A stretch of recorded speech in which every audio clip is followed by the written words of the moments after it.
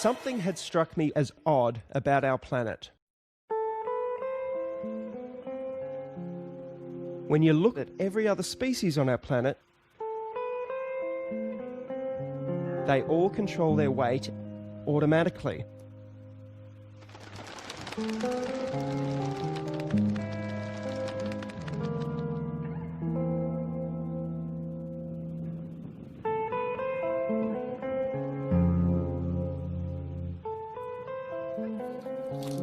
The only exception was us. And any animal unfortunate enough to be fed by us.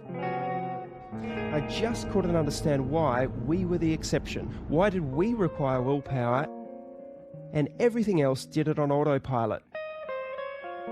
So I applied the only relevant skill I had, which was looking at evidence. And I found there was very little evidence for the standard eating advice we are normally given, and there was a whole stream of evidence which had been largely ignored. In fact, what we have been told about nutrition is dangerously wrong.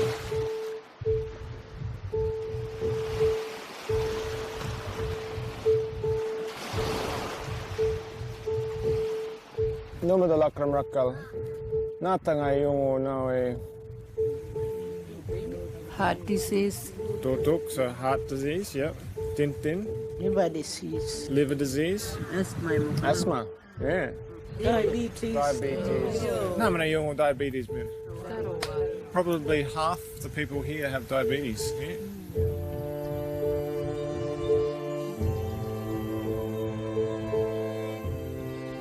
Diabetes, heart disease, high blood pressure, kidney disease, all what we call chronic diseases. When did those diseases start? 70s? 80s. So before that, people were dying from nakun Hepatitis. hepatitis, pneumonia, TB. TB.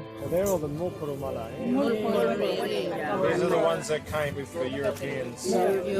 Bacteria, infectious diseases. If we go back further, bala na ngatil ngai balanda bunna. Ya kangatil ya kabiyan ay kadalak. Kangatil ya kangatil.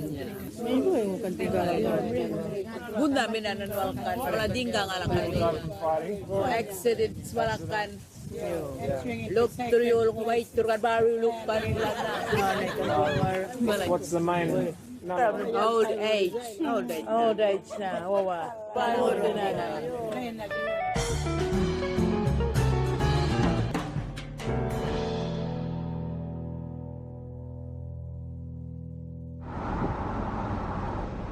I had this label that I'm a fat girl.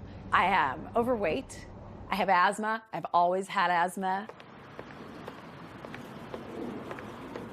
I have a rescue inhaler, and then I have a maintenance inhaler. My rescue inhaler is becoming like a regular inhaler where I use it 2 or 3 times a day. And I've just gotten used to it now. And I've been in the hospital a couple times for asthma where it got really bad. When people talk about wellness and health and are you well, how do you feel? My automatic pilot is always, I'm great. My vision is getting worse and worse very rapidly. I had 3 fibroids and one was really big. Upper respiratory infection. They put me on a broad spectrum antibiotics. Mega doses of prednisone, azithromycin. And so I have this standing prescription. I'll just take it myself. I was also diagnosed with ADD. I don't know if that came up anywhere on there. This is really important. So when Yeah. was the ADD? I'm like, oh, and incidentally.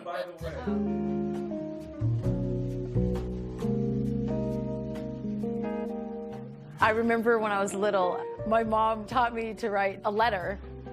Dear Kathy, how are you? I am fine. Like those were the 3 things I learned first. How are you? I am fine.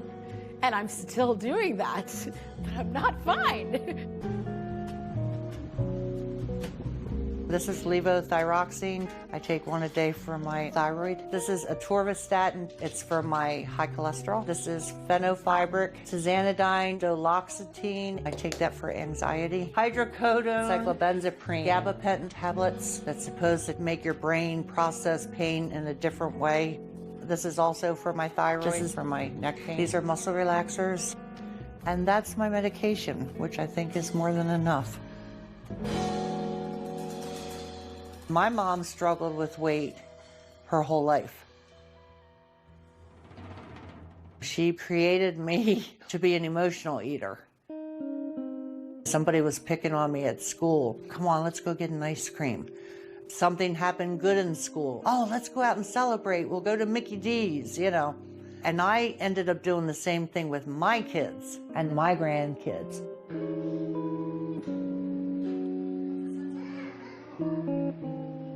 My mom finally developed the Alzheimer's and the dementia. And I saw the progression of the disease from start to finish.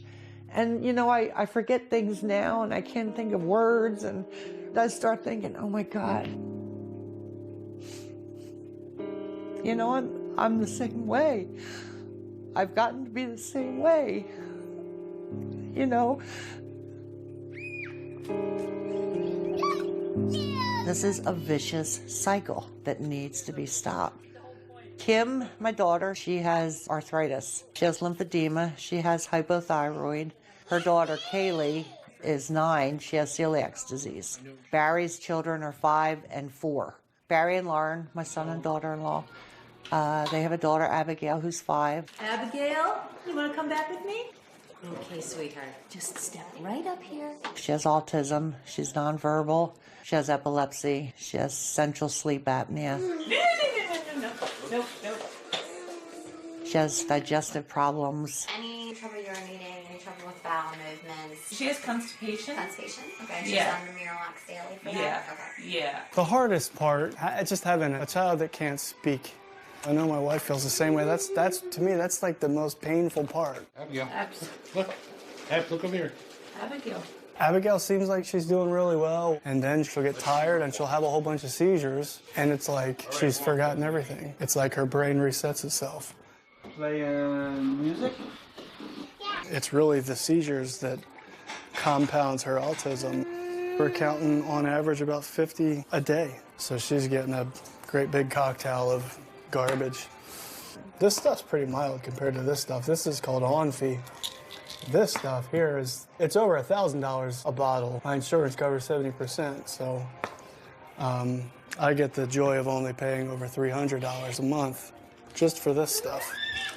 Have you noticed any improvement with it?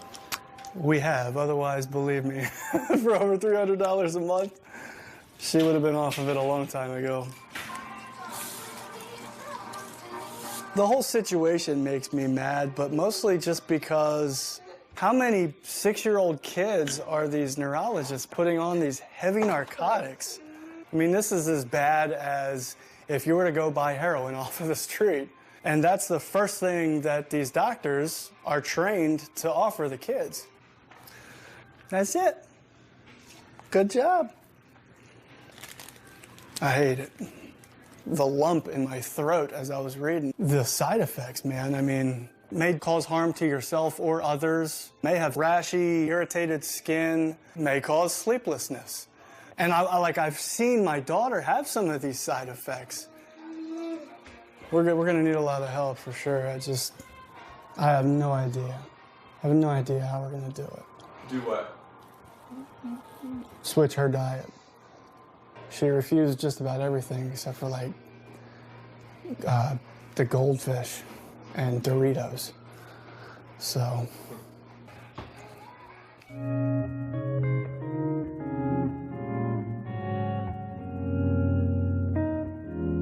I just don't know. I don't know what it's gonna be like. I may get overwhelmed with it. But I'm truly at a point in my life where I'm afraid. I'm afraid that my chips have run out. You breathe it in, and then you hold it, and then you breathe out. That's how that works. I'm scared. I'm genuinely scared. Debbie, you're about to change your diet. What are you most afraid of? Failure.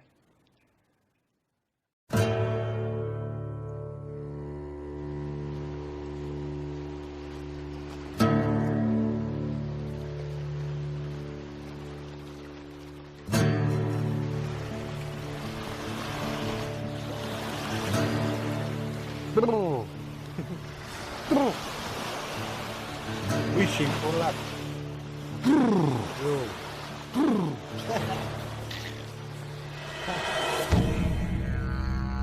We are all physiologically and genetically hunter-gatherers. We've only been consuming an agriculturally based diet now for maybe 500 generations or so versus more than 100,000 generations, not 100,000 years, but 100,000 generations on a largely meat and fat-based diet.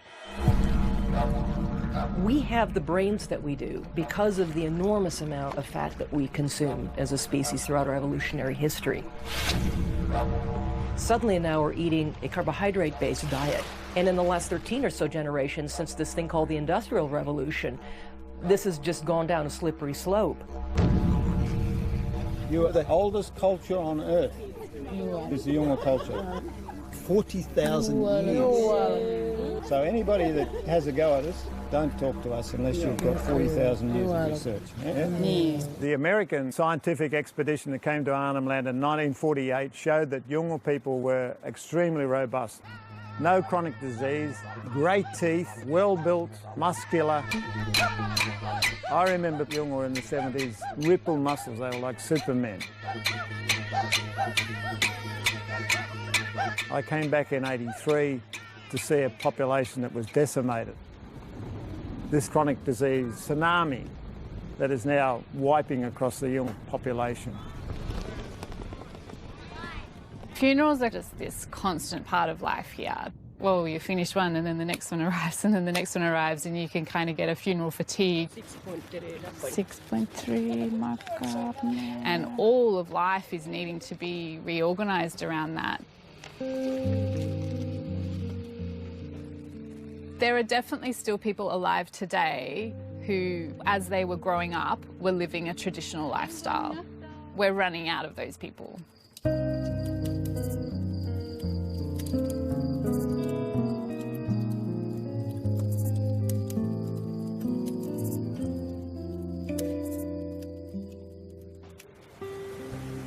Everybody died.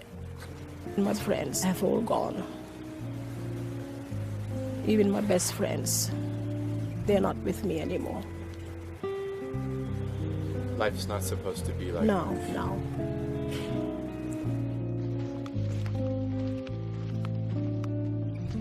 Dear Angel, can you tell me in your own words why are you here at this retreat?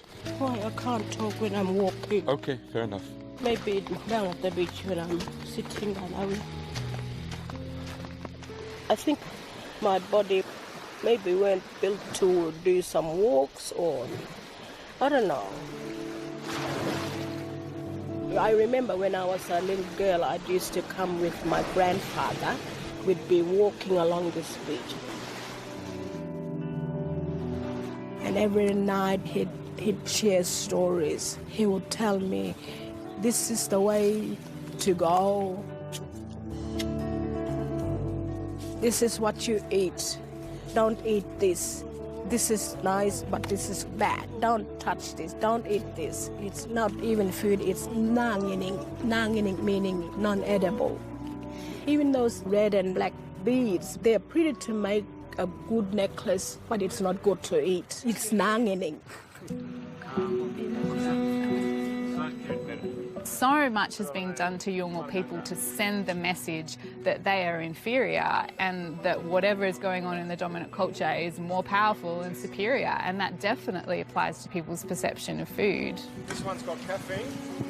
Coca-Cola is something that's frequently drunk for breakfast. It's something frequently given to really small children for breakfast. A lot of people look in on that and they think, wow, that family mustn't care about that child. But that's coming from information that these families just don't have. The total carbs in one serving, 28.6 grams, and a serve is 40 grams. They believe they're being loving and caring to their child by giving them good food bought from the dominant culture store. No sugar in this one.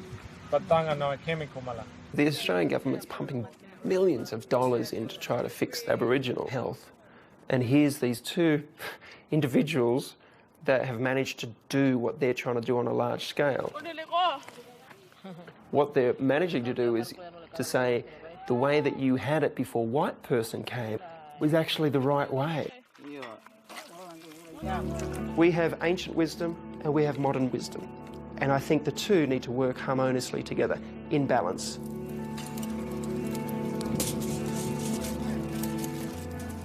So in the philosophy of Hope for Health, what is good food? Good food is food that is grounded in the tradition of the Aboriginal people. This is the Yolngu way of cooking. And how might that translate to the rest of us? It's basically meat and vegetables, okay? Meat and vegetables that come from a place that is closest to its natural state.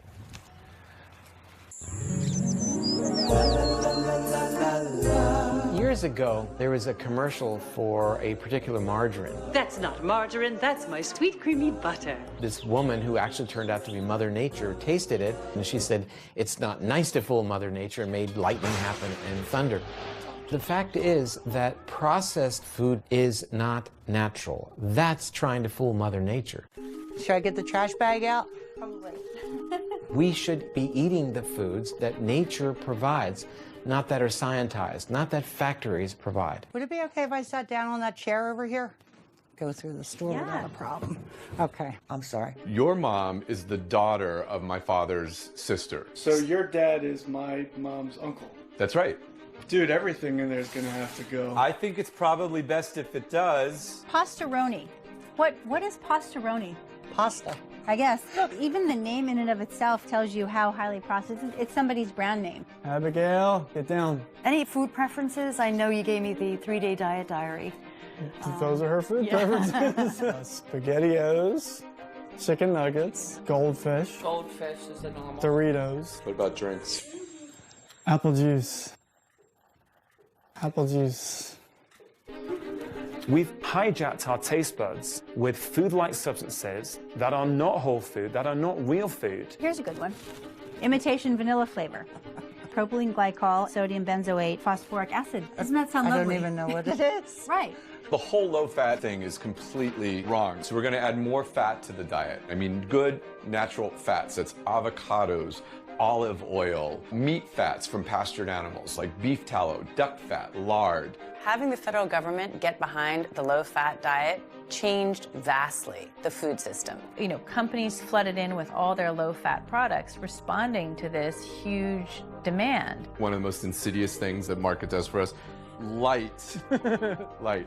Misspelled light is even worse than spelled correctly light. Every single day now we have newfangled foods and food-like substances being introduced. And then on top of it, we're genetically modifying and adding chemicals and things that we have no way of adapting to. There's added sugar in everything. Ketchup, sugar, juice for the grandkids, sugar, sugar, sugar, corn syrup. The applesauce is corn syrup? High fructose corn syrup is the second ingredient. I would have never guessed. Fructose. It's not going to be anything in here. We have found a winner.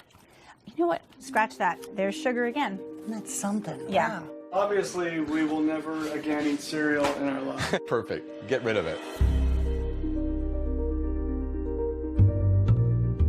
Bread and other grain-related products are really worrisome, A, because of their gluten issue, but most importantly, because of their carbohydrate content. I don't even know if we need to say anything about this. Yeah. Just, Okay. I call wheat the perfect obesogen. Food perfectly crafted to make you fat. Wheat is in all frozen dinners, all breakfast cereals, taco seasoning mixes, instant soup mixes, canned soup, salad dressings. In other words, of the 60,000 products in the average supermarket today, 59,000 have wheat. There is nothing you can get at a grain that you can't get anywhere else. Not even close, in fact. Meat, seafood, vegetables, fruit, nuts and seeds, and eggs have so much more to give. Maple and brown sugar, heart healthy. You know that can't be right, right? Wheat was added 10,000 years ago, which sounds like a long time because it predates the Egyptian Empire, the Greek Empire, the Roman Empire. But 10,000 years represents less than 0.5% of human race's time on Earth. We went from a diet that was 90%, meat and fat to suddenly relying on grains and legumes for the very first time in our evolutionary history. These all got to go. When a label goes out of its way to tell you how healthy it is, like 100% whole grain, reduced fat. By taking fat out, you guarantee that people have to shift over to high carbohydrate foods. That's just what happens. Fat is a critically important part of our diet, but we've got to be super selective because some fats are very threatening to our health. The reason olive oil is so good is because you can get the oil out of the olive really easily. It's like cold-pressed extra virgin olive oil. But you take something like this, This poison. In order to make packaged food, you need a fat that's solid and stable. So everything on a supermarket shelf, cookies, crackers, chips, need a hard fat, a solid fat. That's what gives it shelf life. If you get rid of butter, suet, tallow, lard, traditional fats, as our guidelines told us to do, what's left? Hardened vegetable oils, which is basically trans fats. We don't want to use any of the vegetable oils like corn oil or safflower oil, soybean oil. Vegetable oils are toxic. They're industrial oils. They are foods that we could not have manufactured until the industrial era. There are seeds that have oil in them, but that don't release their oil readily, so you have to use high heat and solvents to do so. That totally wrecks the molecules, destroys many of the antioxidants. It's a mangled, disgusting, smelly mess. Every cell in your body is wrapped in a membrane that's made out of about half fat and half protein. If the fatty acids comprising your cell membrane are unnatural, that cell membrane cannot function in the way that it's supposed to function. And that's the beginning of disease. It starts at the cellular level. Vegetable oils are acting like little miniature Trojan horses. Your body doesn't recognize them as not natural. It will make cell membranes. It'll make brain cells. But it's as if you were trying to build a house and your contractor said, well, we don't have any bricks, but we do have these little styrofoam balls. Let's go for it. Did the food grow on the planet? Did it swim in the water? Did it run on land? That's food. The one question I wish every single doctor on this planet would ask every single one of their patients is, what are you eating?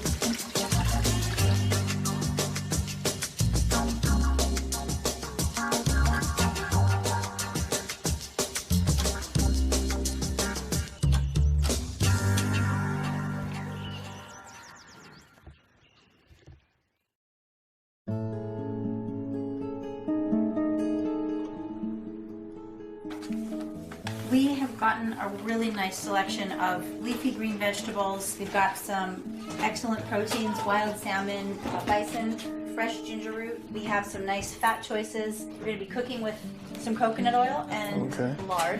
What we're doing is focusing on things that are natural.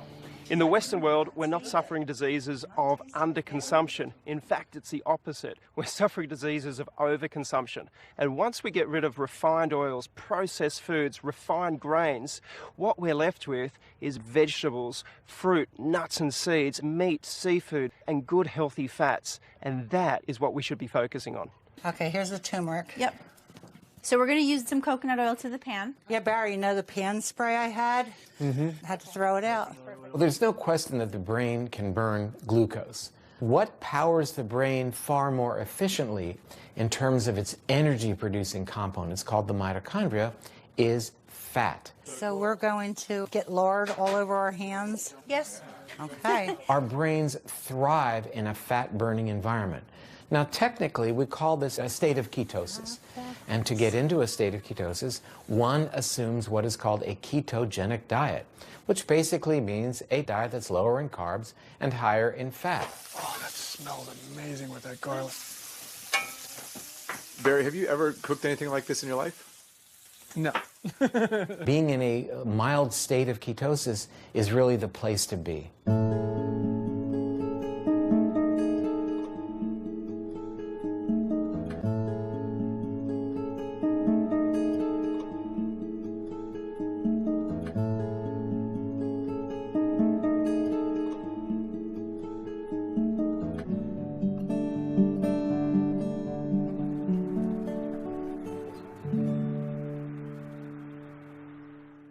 Okay, this is my first video diary.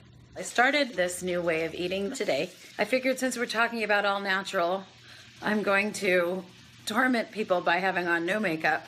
Okay, I know this is not supposed to be a big old cooking show, but here we have some lamb with the bone in, and I am sauteing them in some coconut oil, and the green you see is kale that I just removed. And I made some riced cauliflower so that I can feel like I'm having carbs. Bone broth in all of these, by the way. Normally, I would just go out and eat 3 times a day. I'm so used to grabbing and going, but I am really gonna do this. I am gonna do this. I have to do this.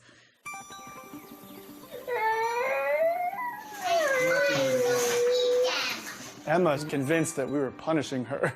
You eat some chicken? No. No, why not? She's like, why are you taking all of my food away? This is mean. I can't eat macaroni and cheese. I can't eat chicken nuggets. I can't eat SpaghettiOs. She just went down the list.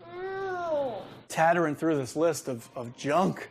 I'm just like, man, we didn't feed her anything healthy. Like, we literally took away everything that our children had been eating. Okay, don't throw it. Those are scrambled eggs on the floor. She just started pushing my hand away as I was sticking the fork into her mouth. And then she literally crawled across the counter and she grabbed this bag of goldfish that was sitting there and she ripped it open and just starts shoveling handfuls of goldfish into her mouth. It reminded me of when I was a drug addict and I would get my bag and I'd be fiending for something. I'd be fiending for a fix.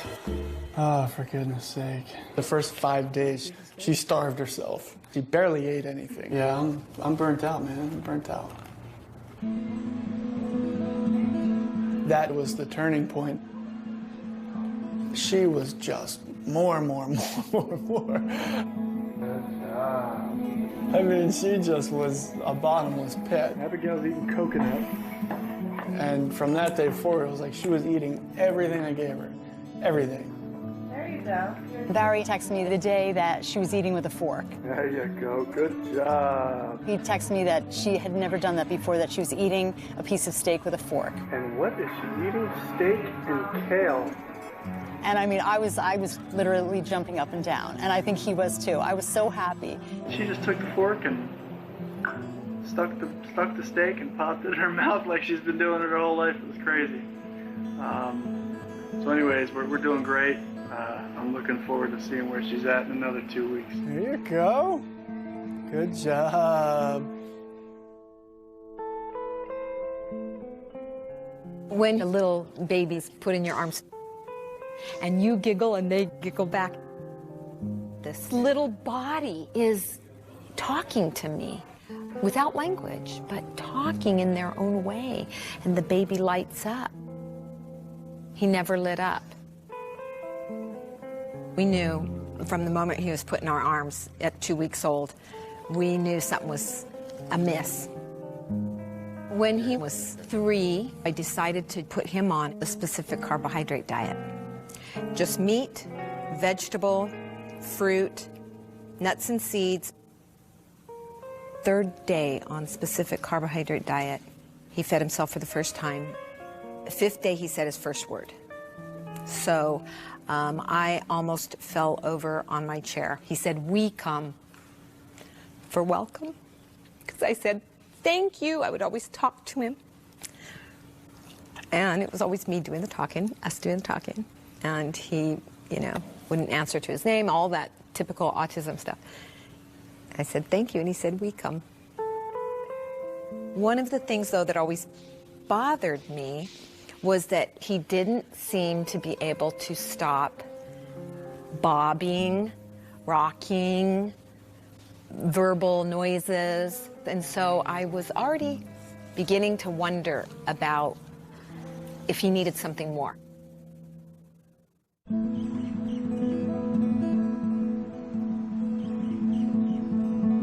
We're at the Shriners Hospitals for Children in Honolulu.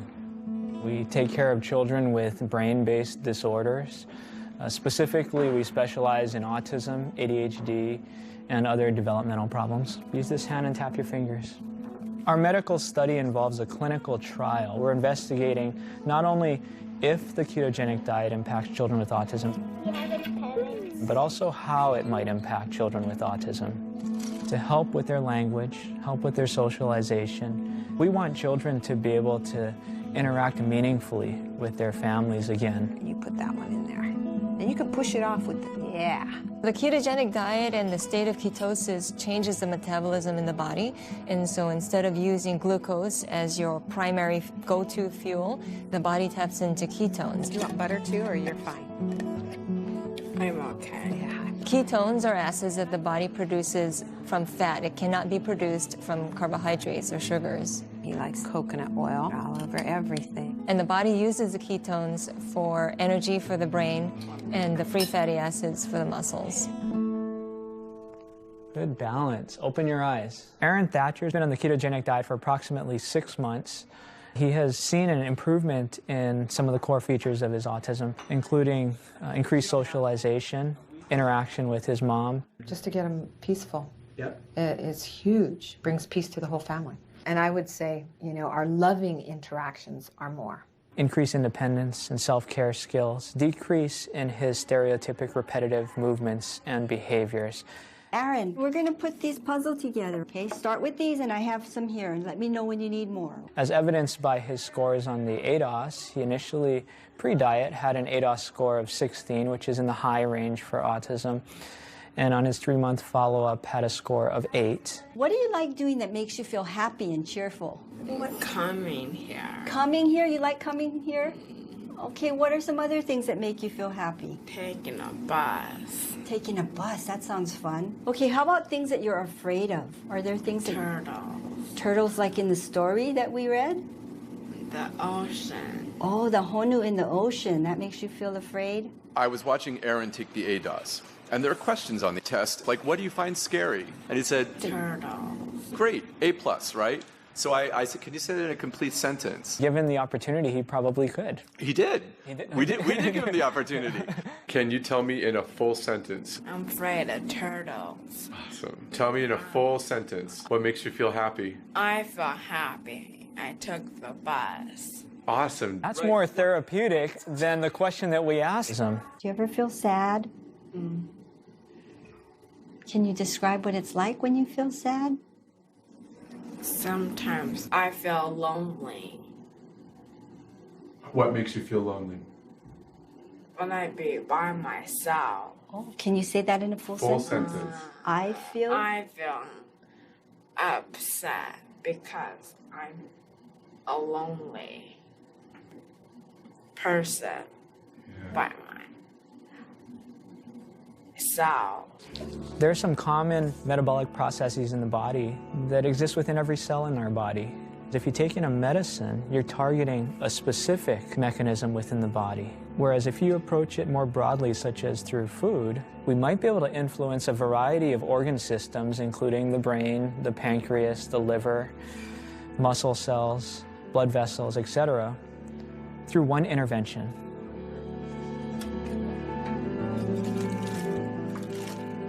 And this is not a new thought. This is an old thought, thousands of years old.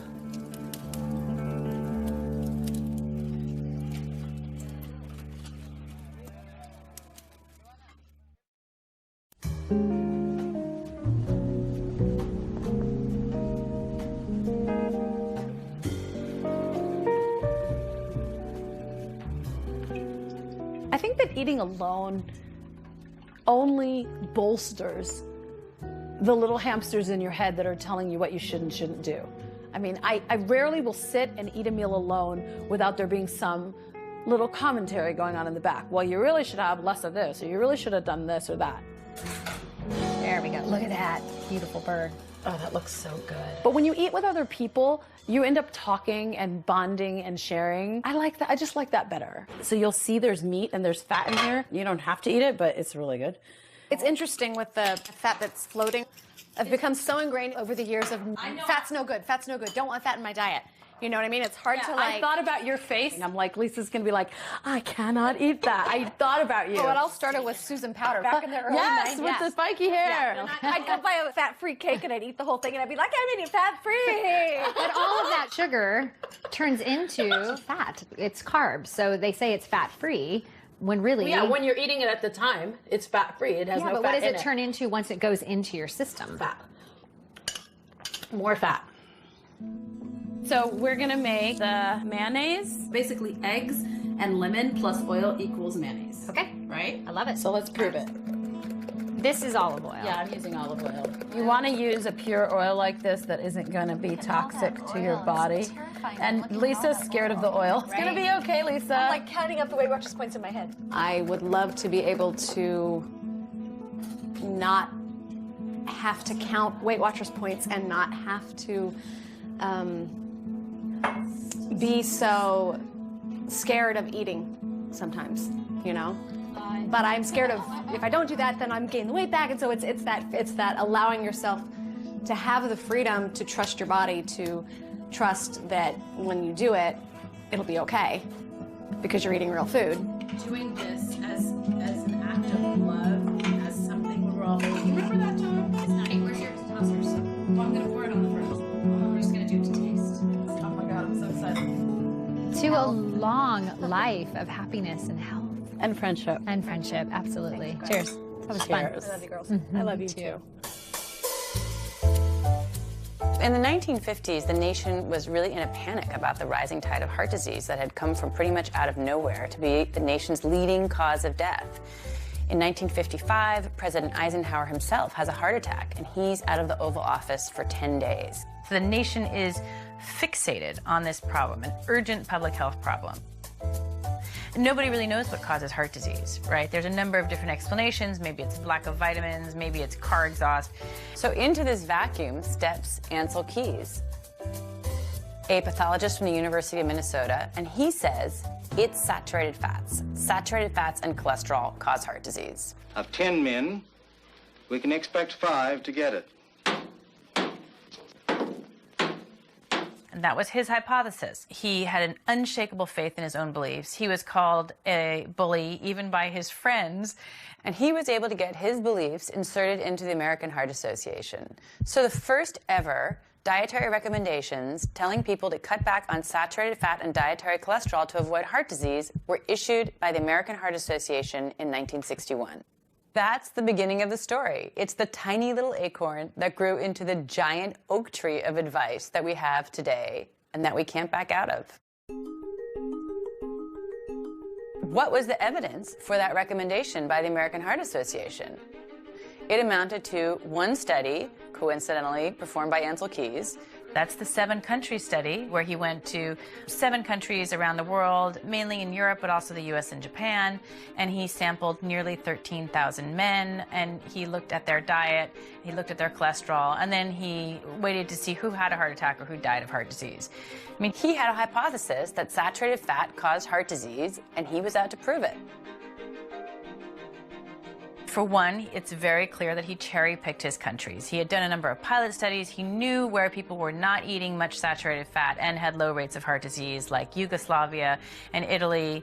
And he ignored other countries, also low rates of heart disease, like Germany and Switzerland and France, where they ate a lot of saturated fats. He didn't go to those countries, which would have disproven his hypothesis. His study showed that low saturated fat intake was associated with low rates of heart disease. Associated, but it doesn't mean that reducing saturated fat is what caused those people to suffer less heart disease. It was also true that these people ate very little sugar. In fact, they also found in that study that what correlated best with cardiovascular death was sugar. Then what ensued was a tremendous amount of science to try to prove Ansel Keys' hypothesis right. Billions of dollars were spent in large clinical trials, the most rigorous kind of science you can do. And they were done in mental hospitals and veterans hospitals, the kind of experiment that you can't do anymore because it's considered unethical. And at the end of billions of dollars of research, they could not prove Ansel Keys' hypothesis.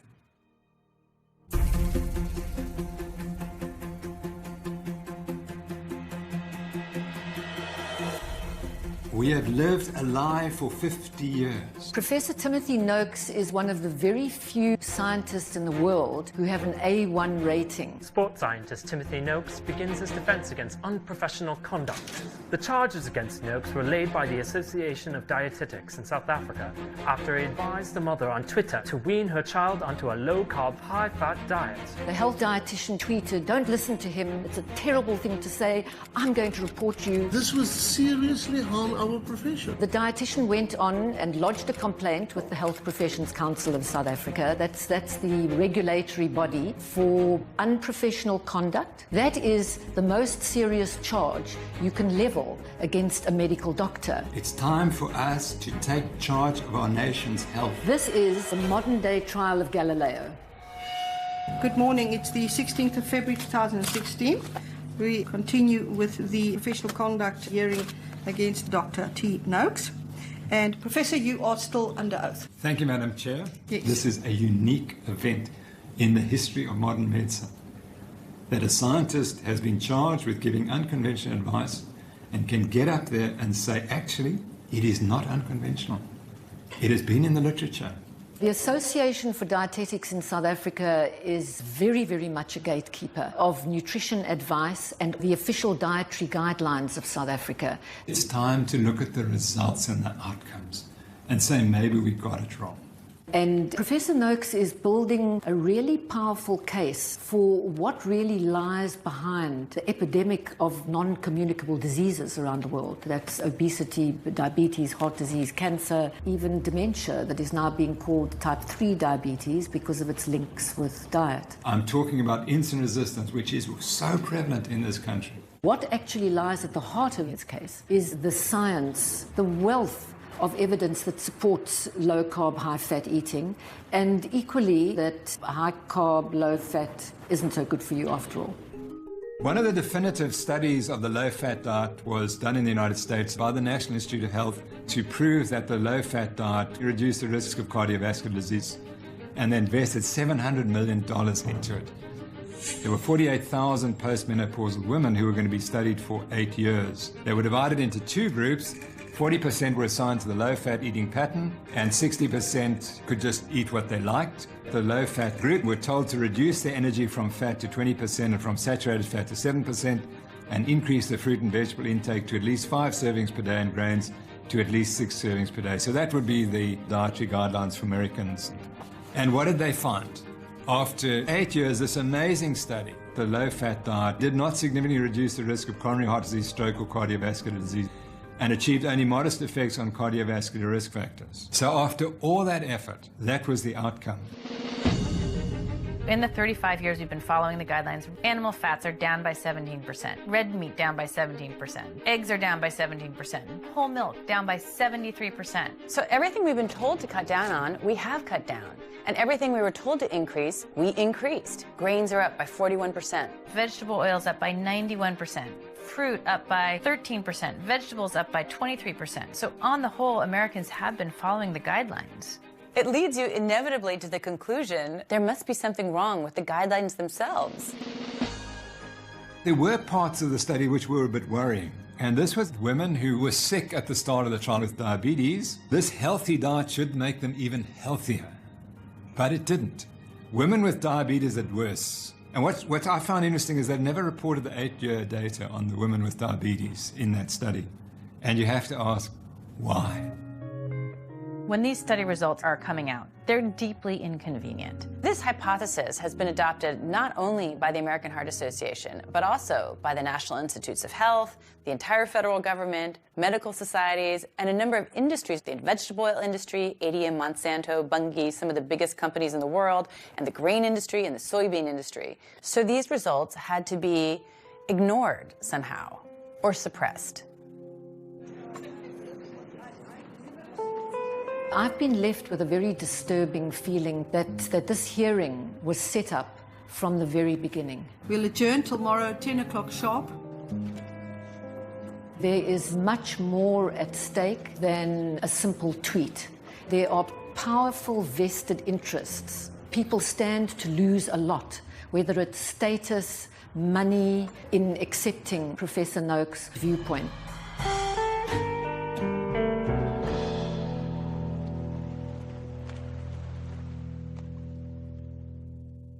Could you describe what the low-carb, high-fat pyramid would be? Yeah, actually, that is maybe a graphic that more than any other. What you have to do is take the existing food pyramid and turn it upside down so that everything that used to be in the base of the food pyramid, grains, carbohydrates, really has to be up in the tip. And then below that are fruits and vegetables. And then, in the big bottom slab really has to be fats and animal foods. That is actually what a healthy diet looks like.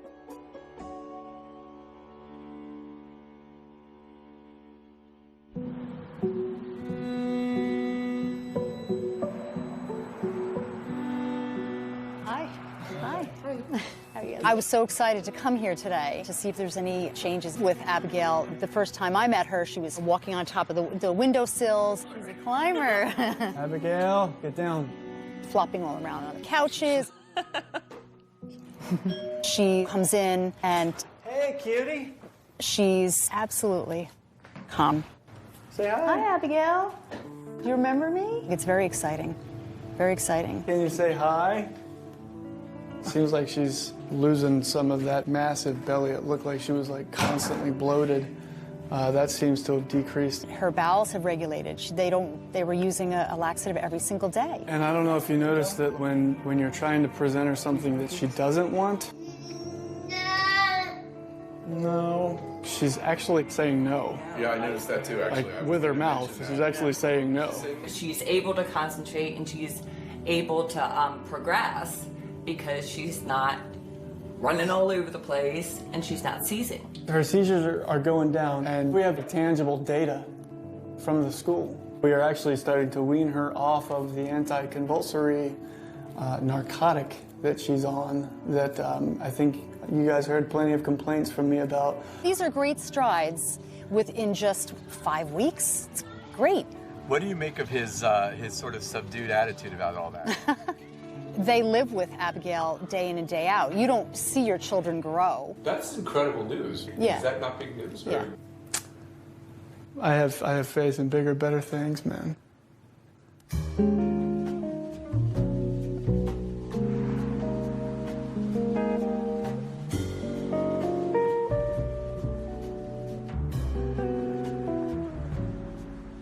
All right, let me just get my recipe for this one. So we're going to make the chocolates, and then... I want you to grind the macadamia nuts. Today we're going to be making 2 survival foods for somebody just starting out. The first one is macadamia bread. That's your fat bread that I saw? That's my fat bread. I'll deal with the messy part because I got the apron. And I'd like to make a sugarless chocolate. It's something you can have in your refrigerator when you just, I need something sweet. We both needed our little something. Yeah, I use stevia. I don't use sugar because it elevates my blood sugar. Taste it. See what you think. I think it's perfect. I think it's perfect, too. I think it's perfect. Everybody needs to learn a new word. It's called hyperinsulinemia. We're going to grind the macadamia nuts into a butter. We are constantly triggering our insulin. Some people develop type 2 diabetes, some people develop cardiovascular disease, some people develop Alzheimer's. I developed cancer. In 2012, I went for a breast MRI. And something lit up like a Christmas light. I had invasive with HER2 amplification, which is very aggressive and metastatic type of breast cancer. I'm going to add the coconut butter. Cancer cells have an Achilles heel. You inhale oxygen, your bloodstream carries oxygen throughout your body, so that's an energy source for healthy cells. And that energy is used by the mitochondria, which is in the cytoplasm of the cell. But cancer cells can't do that. Don't do this if you have granite. They can't get energy from oxygen. Cancer cells need to ferment. They need sugar and refined carbohydrate to proliferate. Do you ever see Star Trek, The Trouble with Tribbles? Okay? Do you remember at the end they say, I figured it out. If you don't want them to reproduce, stop feeding them. And that's what cancer is. So I started a ketogenic diet. A ketogenic diet is a high-fat, very low-carb. It's like Atkins on steroids. This particular diet for cancer means 80% healthy fats, 10, 12, maybe 14% protein, and no more than 12 grams carbohydrates. Oh yeah, look at how nicely it rose. All I was looking for was to prevent it from metastasizing. And surprise of surprise, it started shrinking. My tumor started shrinking. You can see it came out gorgeous. And my last MRI, the radiologist said, had I not known you were diagnosed and treated, I would look at this from another patient and say, nothing to see here. So you never actually went through chemotherapy? I didn't do surgery, I didn't do chemotherapy, and I didn't do radiation, no. The headscarf is a religious... Right, it's not a yes, chemotherapy. absolutely. No, I have my hair. I don't know how to ask that. I have my hair. I eat well, I have a wonderful family, I have a wonderful, healthy life. This can be in a donut pan, so you can make lox, cream cheese, and bagels. I've never had an illness from the day I was diagnosed. My immune system is so good now that everybody will get sick with the flu, and my grandchildren are coughing in my face and sticking their hands in my mouth, and I don't get sick. That's the norm. Yes, that is the norm. I walk into the doctor's office and they say, oh, our miracle patient has arrived. And that was very disturbing to me because I didn't think, you know, God runs the world, of course, but I didn't think there was anything miraculous about what was happening. I thought it was hard science. What did I do that was different from what anybody else can do?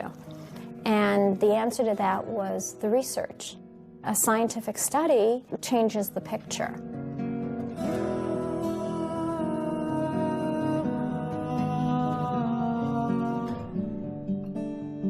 Cancer is described as an immensely heterogeneous disease. That's in fact a buzzword that's now very much in the literature. If you have a primary tumor, this cell can have this mutation, and right next to it you can have a cell that has different mutations, and the cells in the metastases have still different ones. And so what happens is, no matter how you target your cancer therapies, you're going to end up catching some of the mutations, and then some of them are simply going to be mutations you didn't hit with these particular therapies, and then those cells are going to be the ones that survive and come back to get you.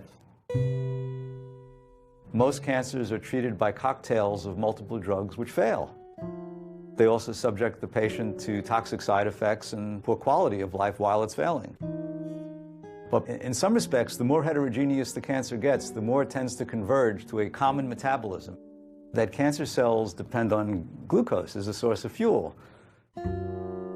That then could lend itself to a metabolic approach which targets just that. I don't know that that's going to be the case in most cancers, but it still doesn't stop me from being optimistic about the idea of using diet as an adjunct to chemotherapies and other forms of therapies to improve the overall efficacy of treatment. So I can make anybody fat. Insulin causes weight gain. So for example, if I prescribe insulin to people, people gain weight. I could make you obese. I just have to give you enough insulin. If you think about what the major causes of disease are in the 19th century and early 20th century, what was killing people was infections, right? So people are dying of tuberculosis, people dying of pneumonia. We developed penicillin, we developed all these great drugs, so people lived. The problem is that's not our situation now. So we've taken the same attitude of here's a magic pill and we've applied it to a dietary disease. That's insane. The multi-million-dollar question is, why is it happening? I mean, it's not like we're deficient in pharmaceuticals, right? And we don't have a 2JO deficit. Right now, it's really the perfect storm. I mean, we're eating more processed food than ever before. Our environment is toxic, and we're leading these incredibly stressful lives. I think a lot of diseases are really the same disease. So like obesity, type 2 diabetes, high blood pressure, heart disease, it's all basically the same problem. Type 2 diabetes is a dietary disease. It's the leading cause of blindness, it's the leading cause of amputations, it's a leading cause of kidney disease and dialysis, it's a leading contributor to cancer, it's a leading contributor to heart disease. So practically 70% of what we practice in modern Western medicine is all related back to your diet. What happens when you're eating these high-carb diets is, of course, is this constant flood of first sugar and then insulin, because your body's like freaking out. Oh, it's too high. We're going to hit a coma point. Here we go. Got to do something about this. So out comes the insulin. When you're constantly shouting with this insulin hormone, the receptors on the cell will down-regulate. It's called insulin resistance. The body is not responding well to insulin. It's like if you're shouting really loudly, people are gonna put their fingers into their ears, right? If you shout really loudly every day for years, the cells get deaf. They don't hear it anymore. The body has to excrete 2 times more, 5 times more, 10 times more than normal to get the message across. And then you treat it by injecting even more insulin. And I think that's, criminally insane.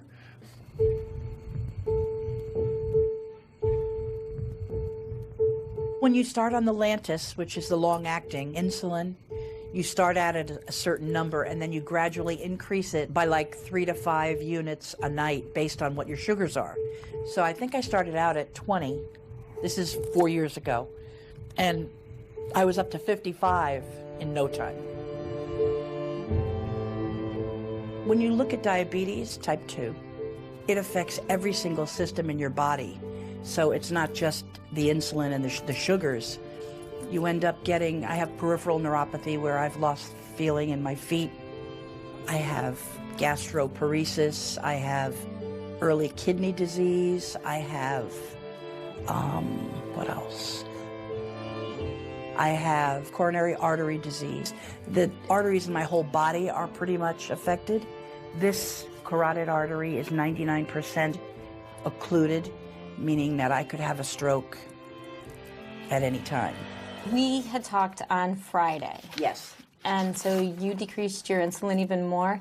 Did you have any issues this weekend? Where were your sugar levels? No,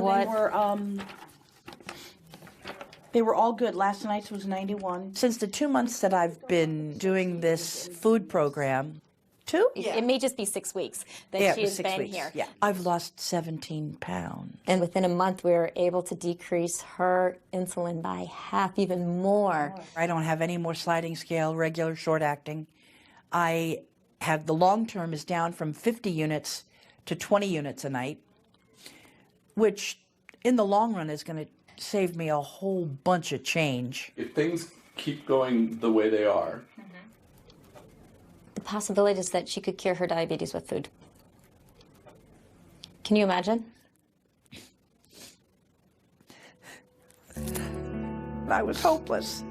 I was just getting fatter and fatter and sicker, and I really was at the end of my story. If I could inspire one person to stop and take a look at what's happening with their life, if it's in regards to your weight, depression, diabetes, understand that there's hope.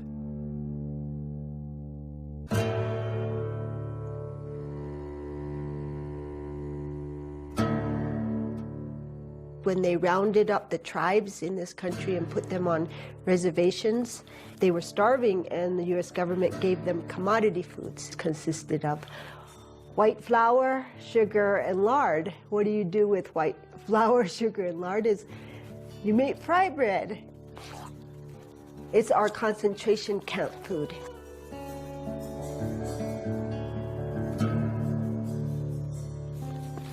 The fait accompli of what we call manifest destiny, what happened to all of the Aboriginal peoples of the earth since European encroachment, wasn't accomplished with guns, it was accomplished with food. Damper has become #1 food for Yoruba people. Settlers, missionaries, they gave us damper, and our grandfathers, grandmothers, and all our families, they liked it. That is looking yummy. These modern displacing foods were being brought in as rations by the missionaries. They're very addictive things like tobacco and sugar and flour. You must have a damper with a syrup or rice jam. it's required. Must be. Must be. Always. But even if you took the syrup and the jam and all that stuff off of the damper, it would still be... It would still be bad. It's still yakka. Yakka menmak. Yakka menmak. Yakka menmak.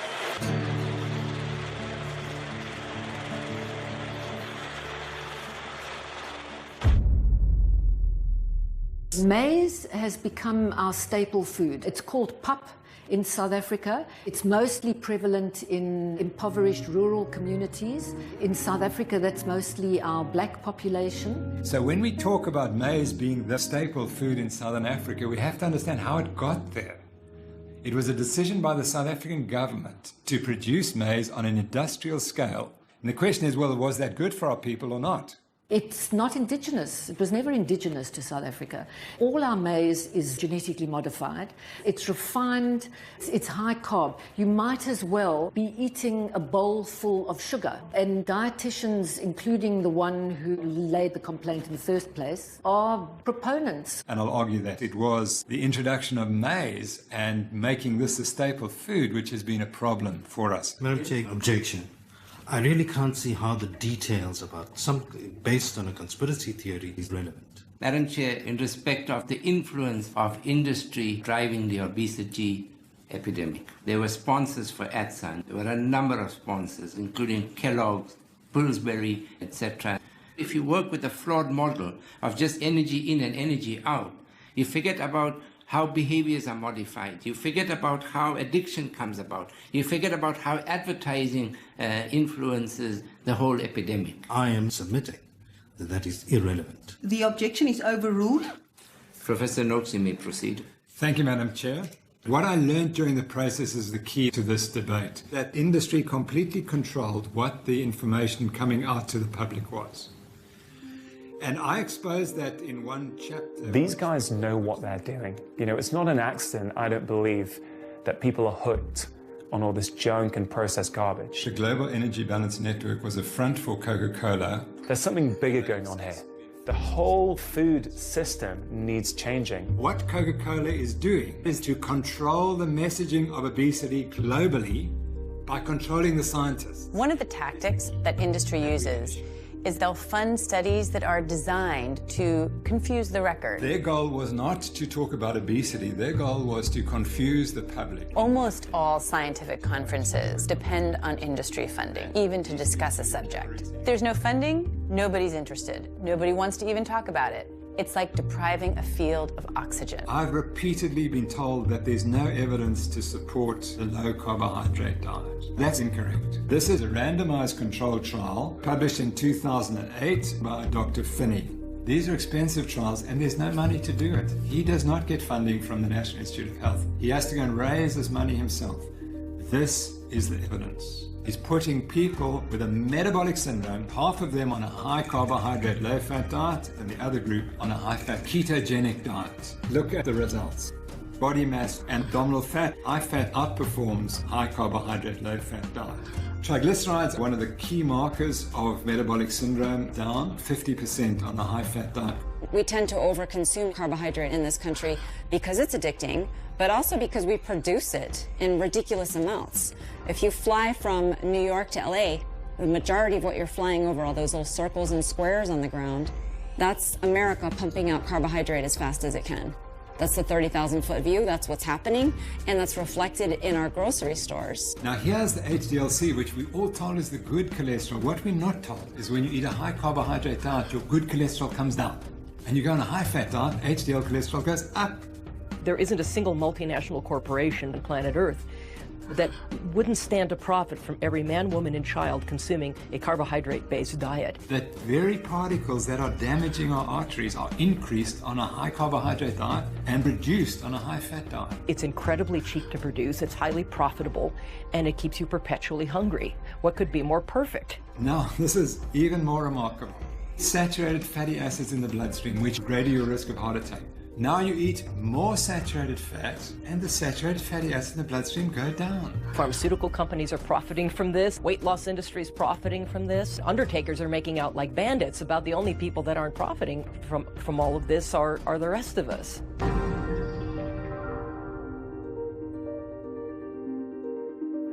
All right, this is what it looks like when a yuppie tries to approach a couple of cows on a farm. The biggest drawback was the budget, because it's very expensive to eat healthy. One of the ideas we threw against the wall, and it actually stuck, was that we were going to buy a grass-fed cow, a whole cow. Emma, why don't you go with my mom to pet the cows? We saved over $400. For tens of millions of years, long before we ever came along, grasslands and ruminants co-evolved. Cattle are basically designed to eat one thing and one thing only: fresh green grass. Check it out. Yeah, buddy, grass-fed meat. I've got hamburger, I've got T-bone steaks, porterhouse steaks, I've got liver. I didn't like it as a kid, but I thought came with the cow, so I'm gonna see what we can do with it. The butcher, he's like, "Oh, you got bones for your dog, huh?" We're like, "No, they're for us." Like, we used to have 40 more species of large herbivores roaming across North America before the end of the last ice age, and we had 60 million bison thundering across the Great Plains.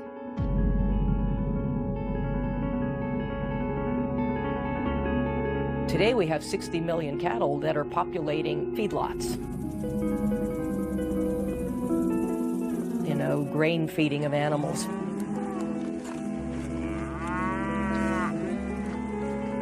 And what do grains do to cattle? They fatten them up.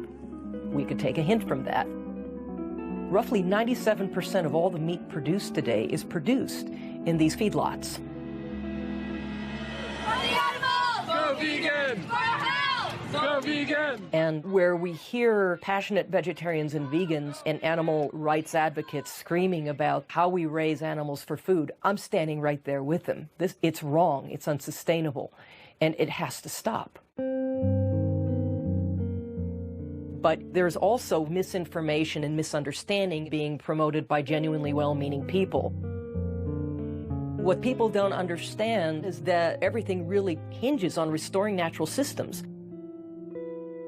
Do you see that happening in the United States? Like, can we reclaim our Midwestern prairies again? Is that possible? It depends on how successful this documentary is, right? You were a vegetarian. Oh no, I was a vegan. I was never a vegetarian. I went from standard American diet, vegan.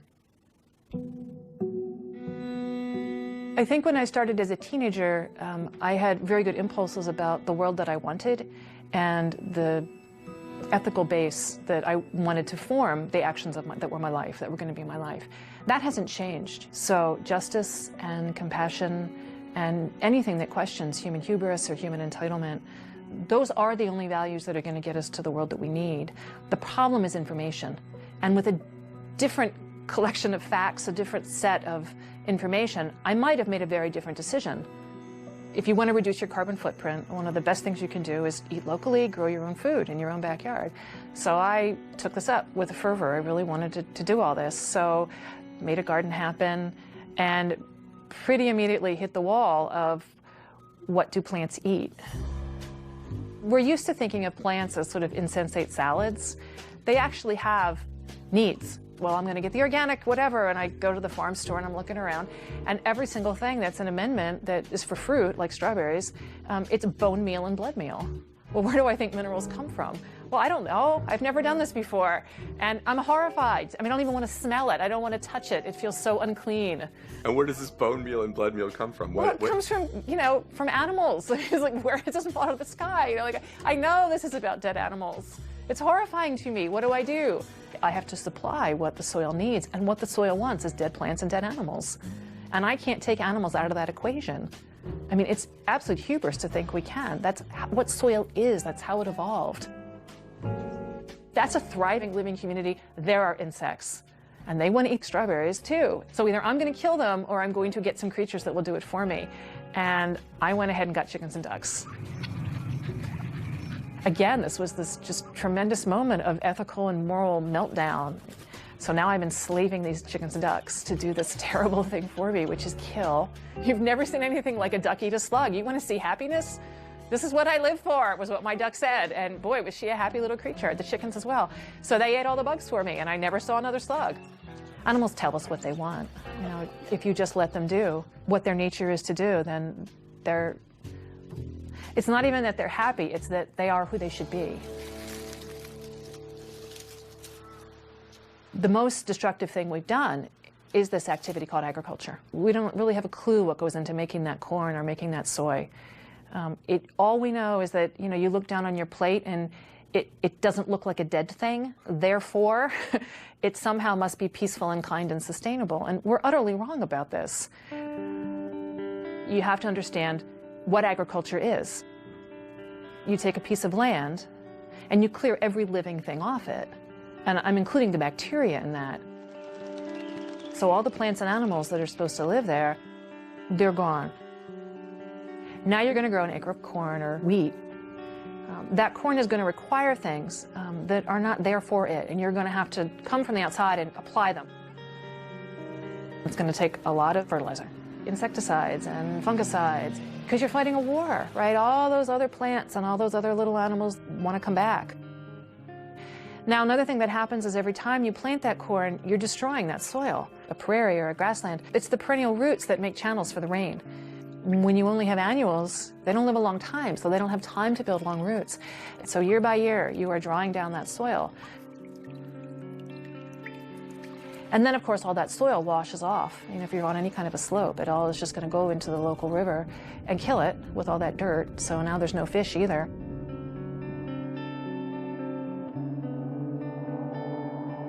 In the meantime, though, while the corn is still growing, you can transport it to a miserable cow living on a cement floor inside a steel building and feed that cow for about 60 days. Past that point, she will die from the corn because it's not her natural diet. But until that point, she will get really fat really fast, and then slaughter her, feed her to humans. So you're going to make people sick eating this meat as well. As far as I can tell, this is nothing but death and destruction from the very beginning to the very end of this. Now I'm going to walk you through another scenario, which is you take the same acre of land, but you don't hurt it in any way. You let it have its own wisdom, its own impulse toward life, its own wild way. And what you have is a whole bunch of perennial plants growing there. You have a whole bunch of really sturdy grasses. You've got big birds and you've got ground-dwelling birds, and then you've got small mammals and larger mammals. You might even have, every once in a while, a really big mammal come across there. You know, you might have a wolf or a bear or somebody. And in the meantime, you've got a ruminant.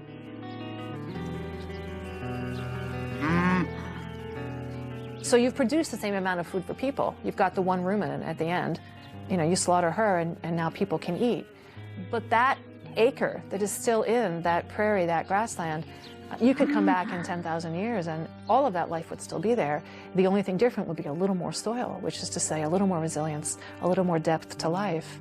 And that is how we lived for 2.5 million years as humans on this planet, participating in that cycle.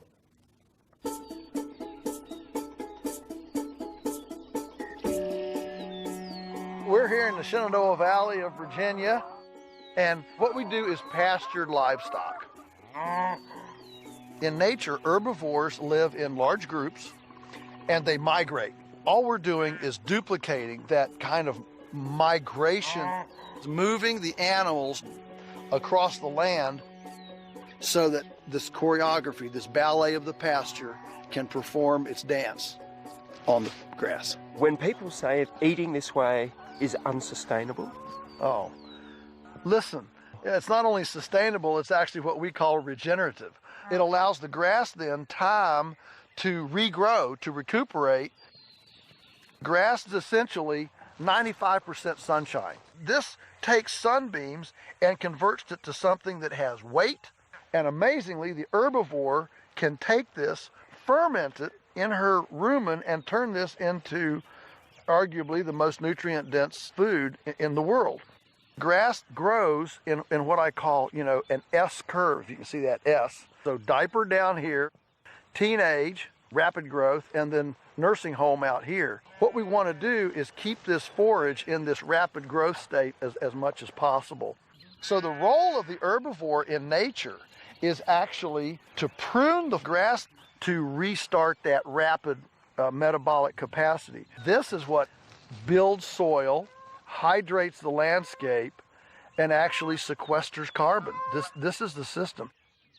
When grass is allowed to be as productive as it's supposed to be, it actually is far more efficient at converting solar energy into biomass than even trees. That's why all the rich, deep soils of the planet are under prairies with herbivores.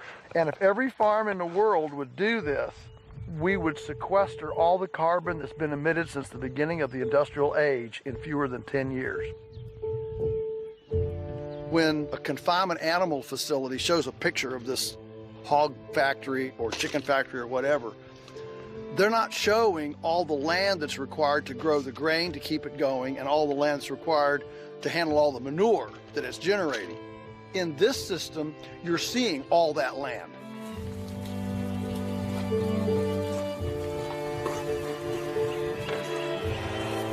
I think a lot of industrial agriculture thinking is that the earth is a reluctant lover.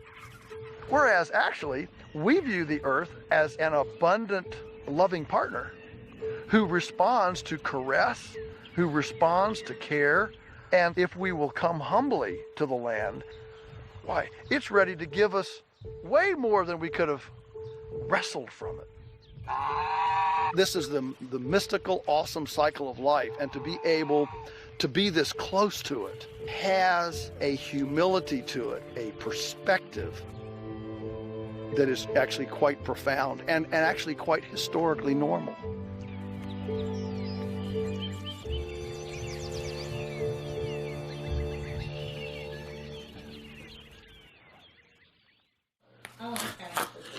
Really, for the past few years, every time I've spent time with my mom, just like her cognition reminded me of my grandmom. Like it was starting to remind me of like those early stages of my grandmom. My son just told me not too long ago, he said, I love you, and I'm really becoming concerned with you. You're starting to check out of life. I see you starting to deteriorate the same way that she did. That scares me. I used to get these horrible headaches. I was battling depression. I would just start to cry. I would tell my husband, I said, I'm tired of this. I'm just tired of feeling like this.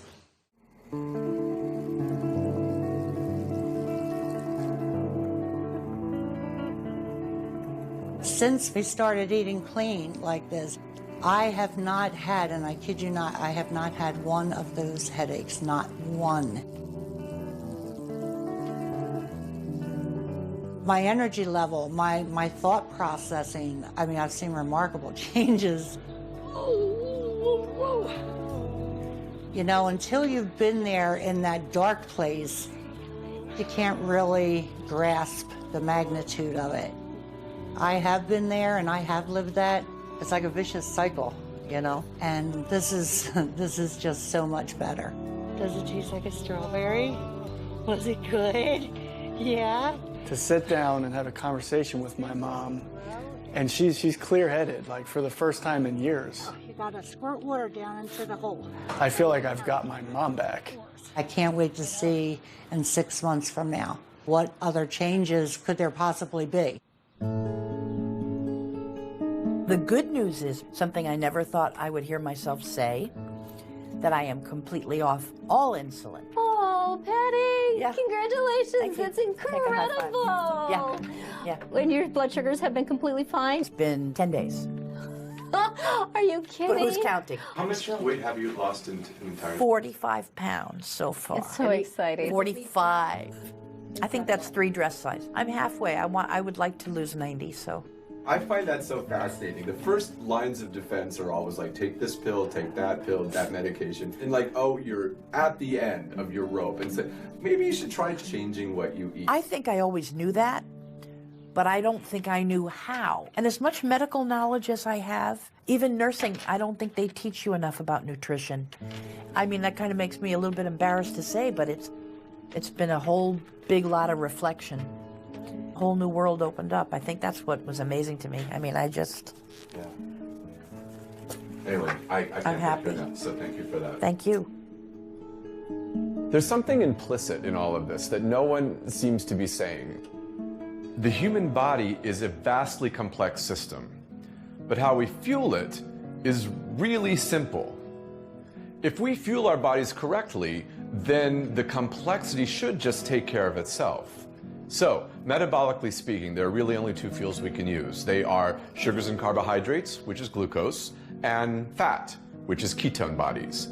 If we go with the notion that fat is the fuel that nature has intended, then suddenly all the dominoes just fall into place.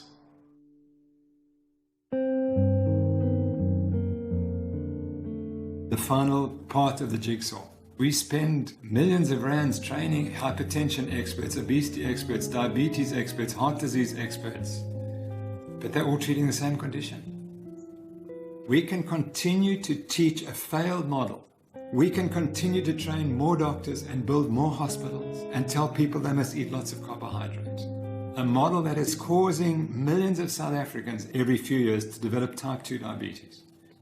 Or we can say maybe we got it wrong.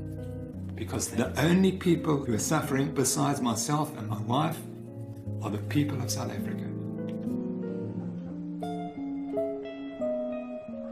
Professor Noakes, on a charge of unprofessional conduct, the majority of this committee find you not guilty.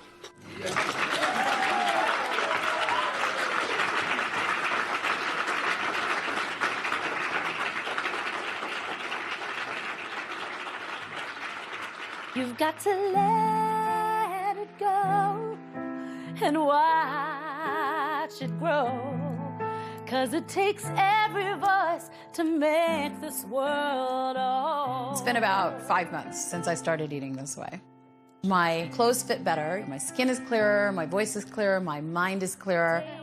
This is all about the freedom you want. I was having ongoing respiratory infections most of my life. I haven't had a single thing. No antibiotics whatsoever. No antibiotics. I haven't needed it. I haven't used my inhaler for about 3 months for any reason whatsoever. But I did not expect my lungs to clear out. No more inhaler. The first unto the last, connected. Our bodies are perfect. Directed we fly. If you don't actually take a moment to just revere the way nature works, just truly look at it, at how perfect it is, you're in for trouble. 'Cause if you listen to the voice within, a melody will soon begin, and you'll feel the vibration in your soul.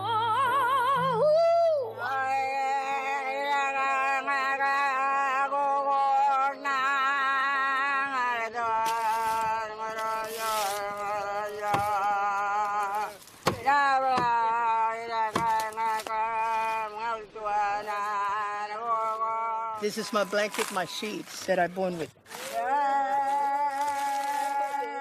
My mom used to always make me warm with this, like this.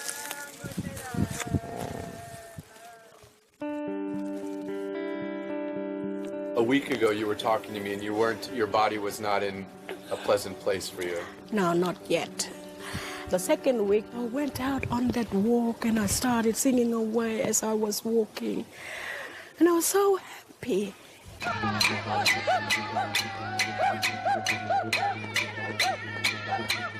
My body was rejoicing. Rejoicing? Brilliant. And I felt, this is the first time that I have ever felt flexibility, the refreshment inside. From this time on, I am going to look after my body. How's the asthma? No, I haven't been worrying about it anymore. I think it's gone. You look at the problem of Indigenous health and it just seems like this massive epidemic that's just so huge and impossible, and how can you find a pathway through it, and so many resources have been poured into it, and I think so many Australians are frustrated about how many resources have been poured into it and we're not seeing any results, and it feels like this hopeless solution. And then it's crazy when you can get people in a situation where you can change what they're eating just for a few days, and you can already see these incredible improvements in their well-being, in their blood pressures, in their blood sugar levels, and you think, how can it be this simple? It can't be this simple. It can't be this simple, but it's happening.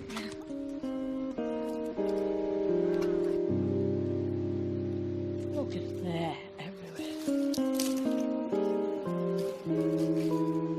Learning all of this, so nice.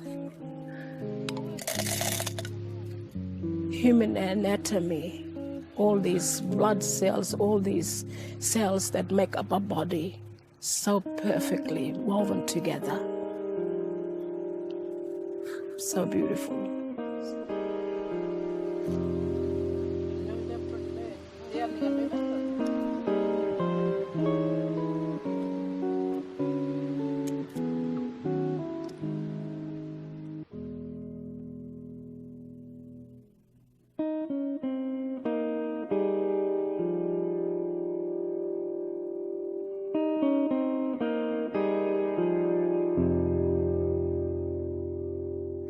You touch your nose. Touch your nose.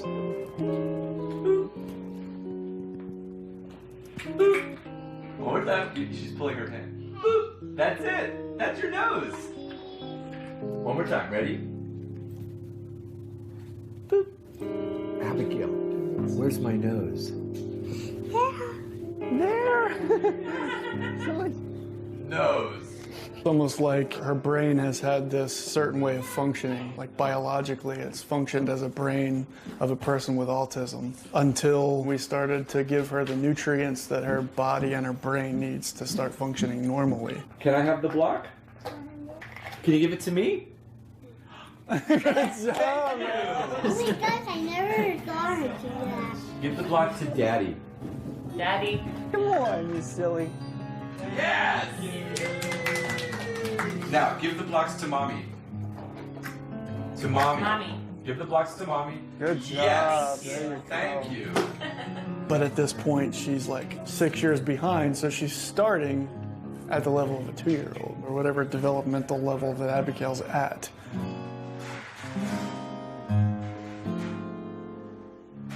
I got her a bunch of summer clothes in April because it was her birthday. It's probably not until July I started putting them on her. They were all too big. They were all like a size too big for her. She looks amazing. It's such an easy recipe. I've got it memorized. It's 4 eggs, half a cup of almond butter, and a cup of squash. So no grains? No grains. And I always melt some ghee over top of the pancakes so she gets some fat. There's a child trapped in this body that is, you know, crying out to be released, you know? Hey! Hey! And it's like she's waking up. Yeah.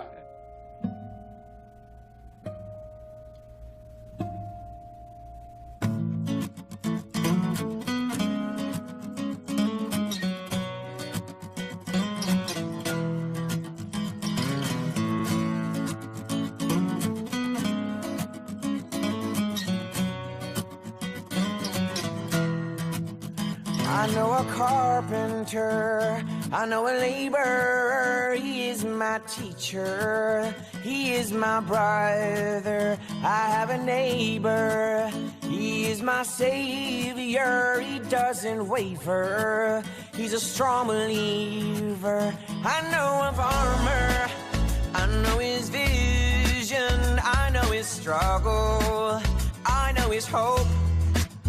They are all archetypes, people that I might like to be just like in a completely different way. And we all we're coming out of our caves, coming out of our caves. Yes, we all catch a swell, catch a wave to another inspired.